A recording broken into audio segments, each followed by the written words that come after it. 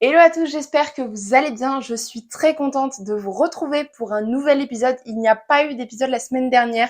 Je suis désolée, mais c'est bon, le rythme reprend. Vous le savez, je suis en reprise de congé mat, donc en termes d'organisation, il faut un petit peu que je remette l'église au milieu du village et que je retrouve, que je trouve un rythme dans cette nouvelle vie. Donc voilà, il y a eu un petit couac la semaine dernière, mais voilà, le rythme reprend, donc je suis très heureuse de vous retrouver pour un épisode cette semaine qui m'a été énormément demandé et on va parler d'un corps tonique chez les personnes pratiquant des sports d'endurance. En l'occurrence, avec les personnes avec qui j'ai échangé sur Instagram, c'était plutôt des femmes, même 100% des femmes. Maintenant, les conseils que je vais donner s'appliquent aussi aux hommes, s'il y a des hommes qui écoutent cet épisode.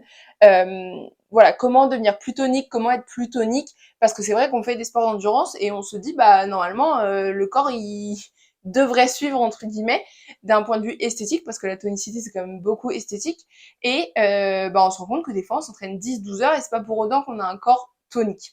Donc c'est pour ça que je voulais répondre un petit peu comment avoir un corps plus tonique, et je vais faire ça par différents leviers. Je vais vous citer 4 leviers que vous allez pouvoir mettre en place dès la fin de cet épisode pour observer une meilleure tonicité au sein de votre organisme. Et on y va, c'est parti. Levier numéro 1, votre masse musculaire. Je pense que vous vous en doutez en écoutant ça, mais votre masse musculaire est votre allié numéro 1.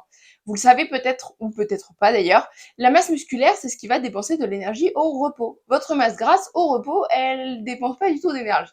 Alors que votre muscle, lui, il va solliciter votre organisme et dépenser de l'énergie au repos.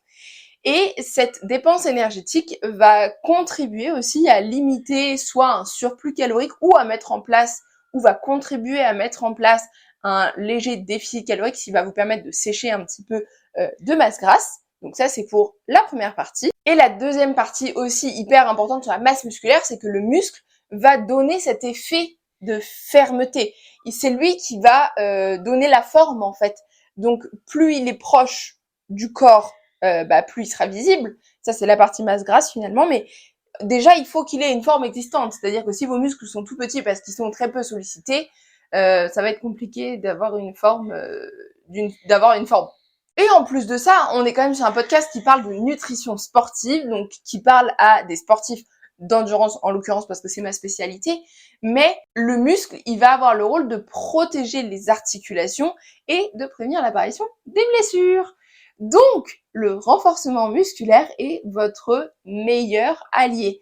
Intégrez des séances de renforcement musculaire. D'ailleurs, tant qu'on parle de renforcement musculaire, la question poids du corps ou non, la réponse est oui, avec du poids du corps, vous pouvez tout à fait déjà avoir des premiers résultats. Après, pour avoir plus de résultats, effectivement, s'il y a des charges, c'est toujours mieux. Dans tous les cas, que ce soit poids du corps ou avec des charges, un paramètre est très important, c'est la surcharge progressive. C'est-à-dire que si vous faites la même séance de renfort musculaire depuis 4 ans, 2 fois par semaine, c'est normal, il n'y a plus beaucoup d'adaptation musculaire. Et s'il n'y a plus beaucoup d'adaptation musculaire, par conséquent, il n'y a pas beaucoup de masse musculaire qui est créée. Finalement, vous entretenez la masse existante, mais vous ne créez plus de nouvelles masses musculaires. Donc c'est très important de faire évoluer vos séances. Alors déjà par des séances qui varient, ça c'est une première possibilité. La deuxième possibilité, c'est d'ajouter des poids ou d'augmenter en termes de charge. L'autre possibilité, c'est aussi le nombre de répétitions. Si sur votre séance actuelle, vous faites 8 répétitions par exemple et que vous passez à 12, on aura une augmentation. Et après, ça va être aussi le temps d'effort. Si votre squat, vous restez un temps en bas, un temps je remonte, un temps en bas, un temps je remonte, et vous passez à 3 temps en bas, un temps je remonte, 3 temps en bas, un temps je remonte, clairement, ce sera plus la même intensité. Donc ça peut aussi parfaitement jouer. Idéalement, vous allez essayer d'intégrer 2 à 3 séances de renforcement musculaire par semaine et potentiellement un peu plus si vous avez le courage. Le levier numéro 2, c'est d'arrêter de vouloir faire toujours plus d'entraînement, plus de cardio en l'occurrence parce que encore une fois, on parle de sport d'endurance ici. Donc le sport d'endurance, ça reste du cardio finalement. Mais vouloir faire toujours plus d'endurance en se disant je vais m'entraîner un peu plus, ce sera bénéfique pour mes perfs et comme ça j'en profite pour perdre un peu de poids. Non, en fait, plutôt que d'aller rajouter une séance de course à pied, rajouter une séance de renforcement musculaire. Vraiment, le calcul est très vite fait. En plus de ça, si vous ajoutez toujours un petit peu plus, allez, une petite sortie vélo par-ci, ça fera pas du mal pour mon poids, une petite sortie course à pied par-ci, ça fera pas du mal pour mon poids. Alors, déjà, ça va dépendre. Et surtout, le renforcement musculaire sera plus efficace. Et en fait, là, la pente glissante sur laquelle vous commencez à vous mettre en faisant ça, c'est le risque de surentraînement et donc, in fine, de blessures aussi. Et potentiellement, encore un petit peu plus loin, le syndrome de Redes. On en a déjà un petit peu parlé, mais ce syndrome de Redes qui comprend notamment le surentraînement euh, peut aussi être assez vite atteint, notamment dans les sports d'endurance. Donc attention au surentraînement, on rajoute éventuellement une séance de renforcement musculaire, mais attention au toujours plus de cardio, plus de sport d'endurance. Et n'oubliez pas que le corps s'adapte à ce qu'on lui demande. Donc si vous lui demandez toujours plus, toujours plus, toujours plus d'endurance, il va devenir toujours plus endurant, ça c'est une certitude. Maintenant, d'un point de vue masse musculaire, pas forcément. Et on a vu que pour avoir un corps plus tonique, ce qui comptait, c'était la masse musculaire.